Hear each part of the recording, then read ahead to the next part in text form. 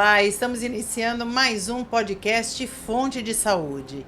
E eu sou Vanderlin Marchiori, nutricionista há 37 anos, que trabalho com fitoterapia e suplementação há 27 anos. Nosso assunto de agora é lipedema. Lipedema é moda ou é um diagnóstico preciso atualmente? Na realidade, muito se fala e muito mais vai se falar.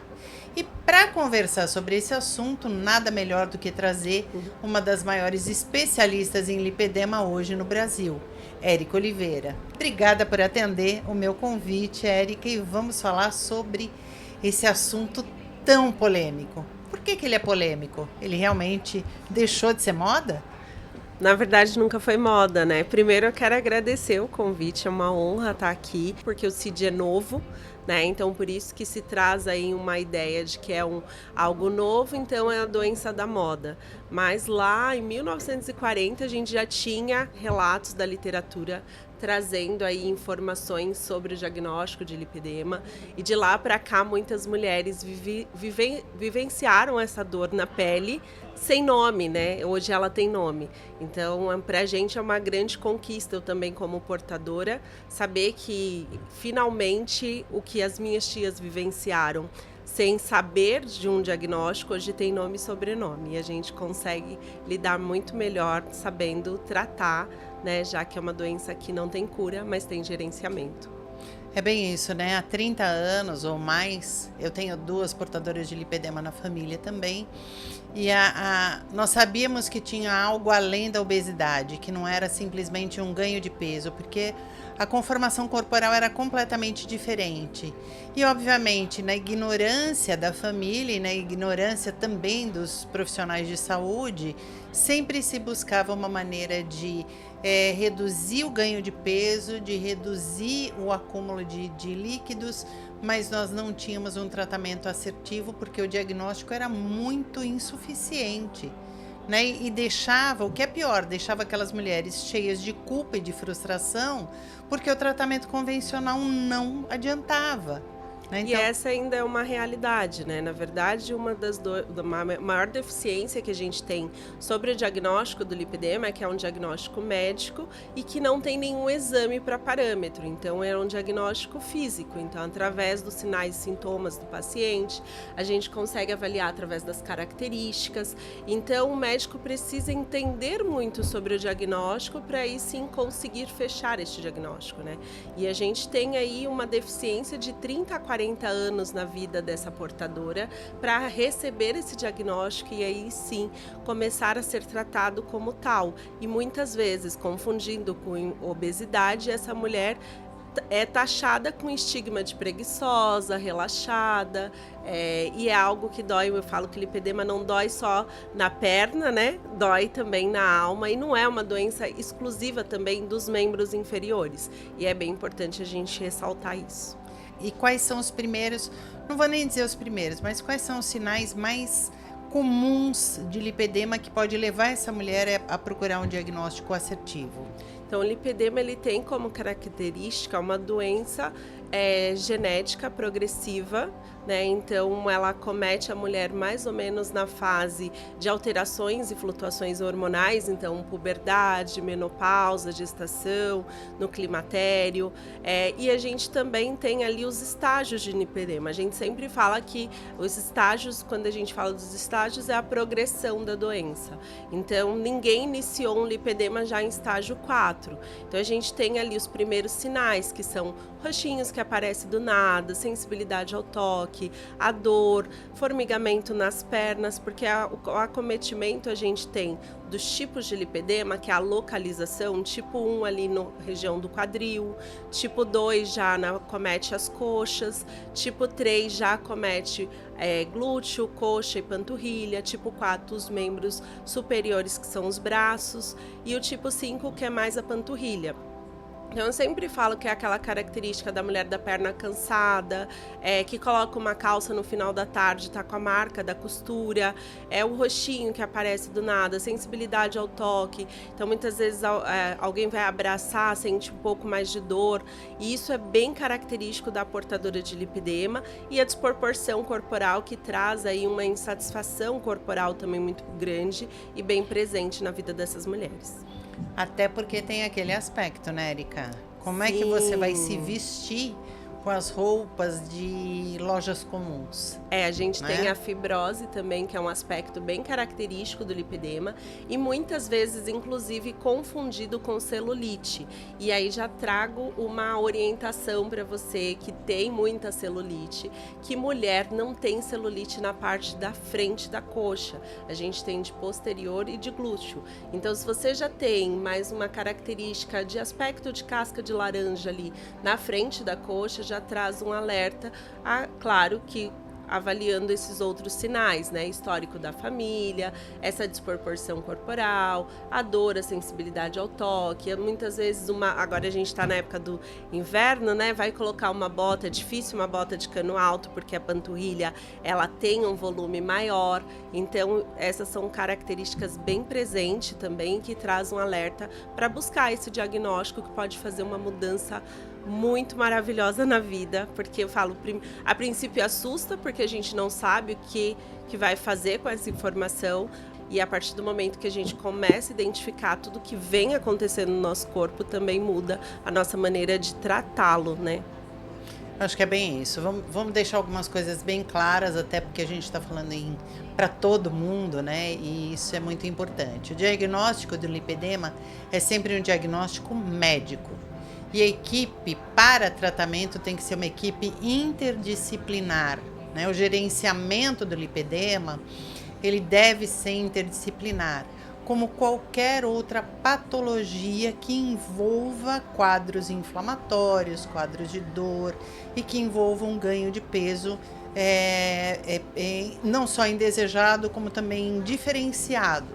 Então, esse grupo de profissionais deve trabalhar em conjunto para o tratamento do paciente. O médico diagnostica, se necessário ele faz o uso de medicações, é óbvio, né? Nós, como nutricionistas, nós vamos fazer as recomendações dietéticas, nós vamos fazer a recomendação de suplementos. Eu, como especialista em fitoterapia, eu uso muito a fitoterapia, tanto é que eu já escrevi um capítulo de livro, em que a Érica também escreveu o capítulo. O meu capítulo é de fitoterapia no lipedema. E assim, a psicóloga é extremamente importante, porque o apoio psicoterapêutico para essa paciente é muito importante. Nós precisamos ter muito claro esse desconforto, e muito além do desconforto, nós temos um preconceito da sociedade, né? O profissional, a pessoa portadora de lipedema, ela é estigmatizada, né? Se eu já puxei a conversa de que as roupas de loja não cabem nessas pessoas, como é que eu me visto para trabalho se o meu trabalho é mais formal? Eu mando fazer a roupa, eu não mando fazer a roupa, o sapato nunca fecha, né? O sapato, qual é a bota que não só entra na panturrilha, mas qual é a bota que passa no tornozelo, né, dessa portadora? Então existe um apelo aí para as marcas desenvolverem uma linha específica para paciente de lipedema, ou seja,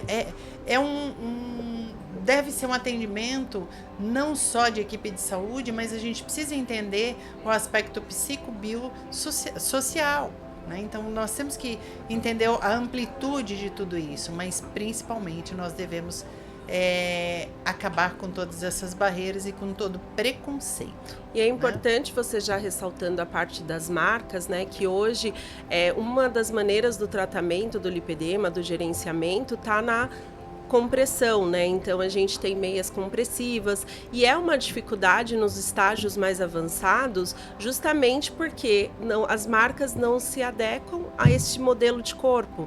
Então hoje a gente tem, porque está um pouco mais visível, né, essa conscientização, marcas se adaptando também para atender esse público. Mas imagina, são mulheres que hoje estão na faixa de 40, 30 anos, que chegaram em estágios mais avançados por falta de diagnóstico, por falta de tratamento adequado, que já tentaram todos os tipos de dieta, medicamentos para emagrecimento e não responde, né? A gente também tem essa característica do lipedema, como não responder a estratégias convencionais. Então é aquela paciente que treina muito e não tem uma definição muscular, é aquela paciente que reclama muito de fazer várias dietas, e então são pacientes que chegam realmente no consultório com uma crítica muito grande sobre ela mesma, de fracasso, de frustrações, e além disso ela tem que lidar com uma sociedade que coloca ela nesse lugar. Então, e o acompanhamento deve ser interdisciplinar, justamente porque essa comunicação entre os profissionais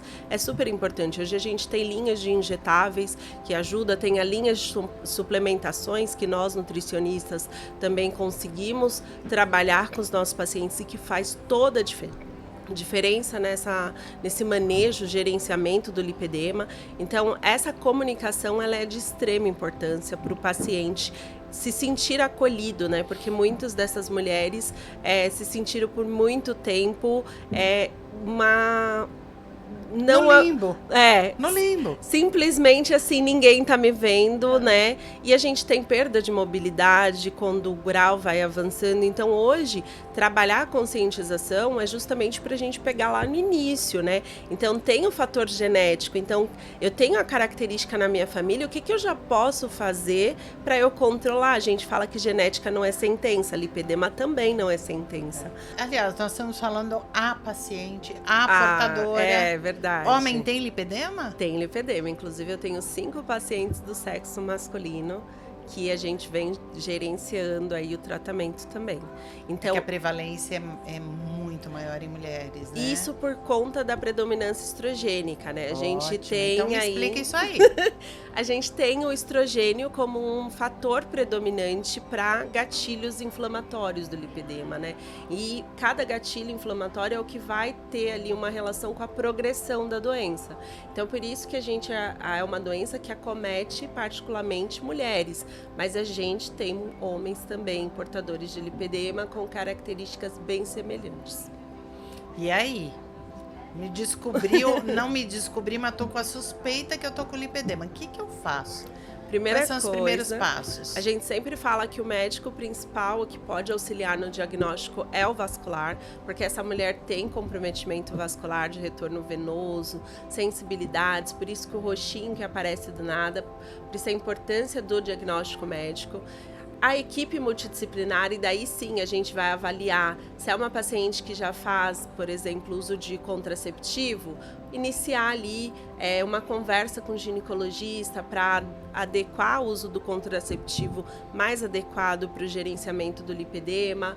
A equipe, né, de nutrição e educador físico é super importante nesse manejo, que a gente fala que a alimentação ela é a base do gerenciamento, principalmente para os gatilhos inflamatórios que essa mulher vai ter.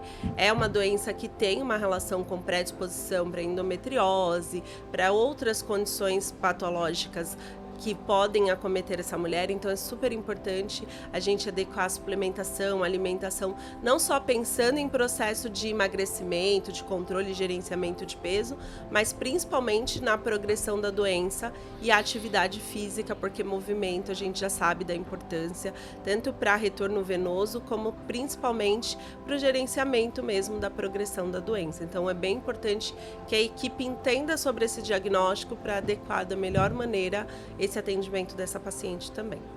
E quais são os 3 suplementos indispensáveis? Ômega 3, com toda certeza, é queridíssimo, assim. A gente tem um padrão inflamatório mais presente nessas pacientes, né? Gatilhos inflamatórios da qualidade do sono, bem presente da alimentação também, estilo de vida é um grande impacto. Então, o ômega 3, a gente sabe da deficiência que a gente tem hoje na nossa rotina, né? e brasileiro não consome tantas fontes de ômega 3, então é um suplemento que não só para o lipedema, mas para tudo é importante, no lipedema também não seria diferente. A cúrcuma com padrão bem anti-inflamatório também, queridíssima, assim, padrão ouro quando a gente fala suplementação, a gente gosta muito. E a coenzima também é outro que eu gosto muito, porque essa mulher geralmente apresenta muita fadiga mitocondrial, então uma mulher que se sente cansada, e é um dos fatores que faz com que essa mulher tenha menos resistência à atividade física, por exemplo. Então a coenzima Q10 também é uma queridíssima. Eu colocaria, eu até pedi para a equipe trazer aqui, me dá esse potinho aí, esse primeiro. Esse aqui é uma cúrcuma, né? Isso. A cúrcuma, para mim, é uma das... primeiro que é uma das plantas que tem um número de publicações com atividade anti-inflamatória excepcional, né? Ela é rica em curcuminoides. Curcuminoides é o grupo de fitoquímicos que tem atividade anti-inflamatória. Mas muito além disso, o que faz a diferença entre essa cúrcuma, que é uma pergunta recorrente? Por que eu não posso ir no supermercado e comprar a cúrcuma em pó no mercado e eu tenho que comprar um suplemento de cúrcuma? A diferença está exatamente na padronização, está na quantidade de curcuminoide. Se você quer uma ação real, eficaz e segura, você precisa usar suplementos como esse, que tem a padronização de curcumina ou do grupo de curcuminoides. Isso faz toda a diferença no resultado do seu tratamento. Esse é o primeiro ponto. Mas eu só tenho a cúrcuma do supermercado. A gente tem um grande problema hoje, que é a adulteração de produto, é a contaminação de produto. Então, aquela cúrcuma do supermercado, primeiro que ela não o objetivo dela não é ser vendido para tratamento. Ela é uma cúrcuma para uso culinário, para uso gastronômico, então ela não tem o compromisso de ter a quantidade de curcumina e de curcuminoides adequada. Pode ser que você dê sorte e compre uma cúrcuma de uma marca muito boa, ou que processou de uma marca desconhecida, mas que processou corretamente. Mas na maioria das vezes estamos falando de uma especiaria, de um tempero para uso terapêutico. Você deve sim investir num suplemento que tem quantificação de princípio ativo, porque isso garante segurança e eficácia, tá? Então eu acho que esse é um ponto espetacular da nossa conversa. E o outro é o seguinte, nós somos fonte de saúde, né? Quando eu digo nós é porque eu já me sinto parte da família catarinense. Nós somos fonte de saúde. O catarinense tem a maior linha de ômegas, é o ômega mais vendido do Brasil. E agora tem o ômega biocultivado em algas, o que é muito interessante. Por que é muito interessante? Porque a fonte é diferente e o equilíbrio entre o DHA e o EPA, ele é muito adequado para a ação anti-inflamatória. Então, se nós temos o ômega mais queridinho do Brasil e o mais vendido, hoje nós temos uma linha inteira, inclusive existe um ômega já com coenzima Q10 também. Então, ele já tem um produto que é o ômega com coenzima Q10, que facilita, inclusive, para diminuir o número de cápsulas, para ficar um conforto maior ao paciente. Só que o barato é um só. A gente precisa adequar individualmente. Eu coloco para a maioria das minhas pacientes, eu não tenho homens portadores de lipedema na minha carteira de clientes. Tem uma vitamina que eu não deixo duas, aliás, que eu não deixo de colocar. Uma é a vitamina C e a outra é a vitamina B12, né? A B12 é essencial quando a gente pensa em energia celular, e a vitamina C, ela é fundamental para o retorno venoso, né? Então, para a flexibilidade da parede de vasos e artérias, além da atividade antioxidante. Então, nós temos aí um aspecto integrado que nós já sabemos. Óbvio que a gente faz sempre a suplementação após fazer o ajuste dietético. O ajuste dietoterápico é extremamente importante. Não se coloca um sofá branco numa sala suja. Então, nós fazemos a dieta que a pessoa precisa cumprir. Quando eu falo em dieta, não é restrição, é o aconselhamento dietético com a escolha de alimentos adequada. E aí, frente a essa escolha de alimentos mais assertiva e adequada, nós fazemos a complementação, a suplementação. Se você tiver que destacar 3 alimentos que não podem faltar no prato do portador de lipedema. Qual é? Gente, eu gosto Ou muito. quais são, né? Raquel, São 3. Quais eu gosto são? muito dos arroxeados e vermelhos. Então eu falo beterraba, repolho roxo, porque a gente tem um padrão, né, de alimento mais anti-inflamatório ali bem presente. E eu falo que tem um custo mais acessível, então cabe no bolso de quase toda a população, né? Então a gente consegue incluir um alimento barato e que tem muita utilidade para melhor e padrão de qualidade de vida, né? Além ricos em fibras, né? Gosto muito também de colocar para os meus pacientes, e os pacientes vão rir, né? Mandioca, também como fonte de tubérculo ali, um carboidrato de mais rápida absorção, que também ajuda nesse processo, porque muitos pacientes chegam com medo, né? Aversão a todos os tipos de carboidrato, com essa sensação que vai ter o padrão inflamatório que tanto falam na internet, né? Então, é rico em fibra, a gente consegue colocar ali no café da manhã uma opção também, como a mandioca, no almoço. Então, os tubérculos é algo que eu trabalho bastante. Sementes, né, oleaginosas também auxiliam nesse processo. Peixes, sempre que possível, né? Fazem parte da minha prescrição com bastante frequência. Mas eu falo que o arroz e feijão no prato, que é tão tradicional e que a gente tem esquecido de incluir ele na alimentação, nunca engordou ninguém, né? E que muitos vêm trocando essa refeição principal, que é o almoço e o jantar, por lanches intermediários, muito mais calóricos, né? Então é muito importante para a gente resgatar um pouco, né, da verdura, do legume mais presente, de uma salada com bastante diversidade.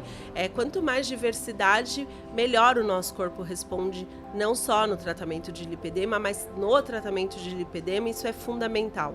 Então, para mim, resgatar a nossa culinária, a nossa cozinha, né, o arroz, o feijão, um prato principal ali como fonte de energia e sem medo, né, sem tanto, eu falo, terrorismo nutricional, porque é assustador o medo que as pessoas hoje em dia têm de comer alimentos que foram por uma vida fontes principais de energia e que trouxeram ali suporte nas piores etapas de vida, né?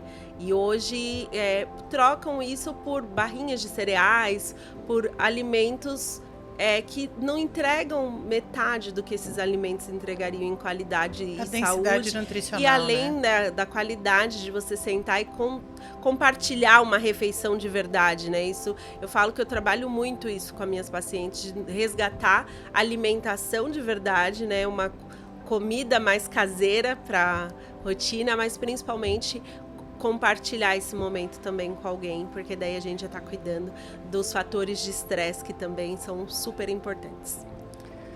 Então, resumindo, para a gente já terminar a nossa conversa, porque eu poderia falar 2 dias com ela com muita tranquilidade. Faça o básico bem feito.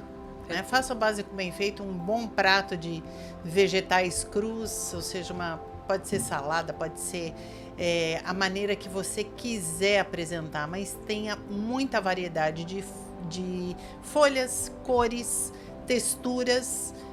Coloque uma fonte de carboidrato, uma fonte de proteína, nada excepcional, é o que cabe no seu bolso, perfeito, mas sempre com orientação adequada, inclusive na escolha das proteínas. E a suplementação, obedeça a seu nutricionista. Ela é a cereja do bolo, né? Ela é a cereja desse bolo. Érica, muito obrigada. Adorei conversar com você mais uma vez.